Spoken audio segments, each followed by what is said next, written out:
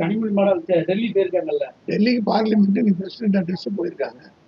அது என்ன பார்லிமெண்ட் நீங்க குடியரசுத் தலைவருடைய பொறுப்பு டெல்லிக்கு போயிருக்காங்க. இந்த மதுரையில வந்து கலவரி பேசும்போது வந்து கட்சி திமுக காங்கிரஸ் கட்சி வந்து அவமரியாதை சொல்லி அந்த கட்சி எண்ணிக்கை திறமை கண்டனம் தெரிவிச்சிருக்காங்க. அதான் நான் ட்விட்டர்ல நியூஸ் போட்டேன், யாரும் பேசக்கூடாது. நாம் தமிழர் கட்சியும் திமுக கூட்டணி பேசுவார்கள் கிட்ட எங்களுக்கு அப்படி இருந்தா இளைஞர்கள் வீட்டுக்குள்ள ஒரு சைடா போகும். யார் சொன்னது? மொத்த இளைஞர் எங்கிட்ட தான் இருக்காங்க. வேணா 7ஆம் தேதி விருதுநகருக்கு வந்து பாருங்க. தமிழக காங்கிரஸ் பொறுப்பாளர் வந்து கிரீஷ் வந்து இன்னும் 2 மாதம் தேர்தல் இருக்கிறனால திமுக வந்து இதுல வந்து கூட்டணி பேச்சுவார்த்தை இருந்ததுனால களத்தில் அடித்து நோக்கி போட்டி கொடுத்துருக்காங்க. நாங்கள் தெளிவாக சொல்லிட்டோம், கூட்டணி பேச்சு தலைவர் முறையா கடந்த தேர்தல்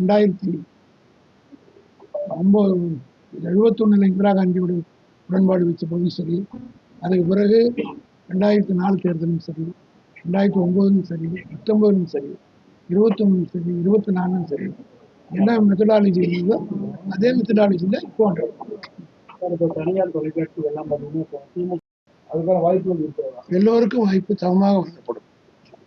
தலைவர்கள் வந்து ரெண்டுத்தையும் சேர்த்து தான் கொடுப்பார் தலைவர்.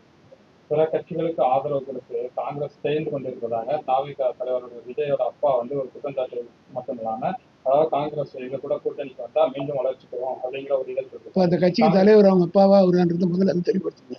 ஏன்னா அப்பா ஒரு கேள்வி, புள்ள ஒரு கேள்வி, அப்புறம் பொண்டாட்டி ஒரு கேள்வி, புள்ள ஒரு கேள்வி தான் பதில் சொல்ல முடியாது. 2021 அவங்க எல்லாமே ஒன்னாதான் இருந்தாங்க. இல்ல 2021 இருந்து நாங்க 1000 ரூபாய் கொடுப்போம்னு சொன்னதுக்கு எடப்பாடி 1500 ரூபான்னு அறிவித்த பிறகும் திமுக கூட்டணி தான் மிகப்பெரிய வெற்றி பெற்றது.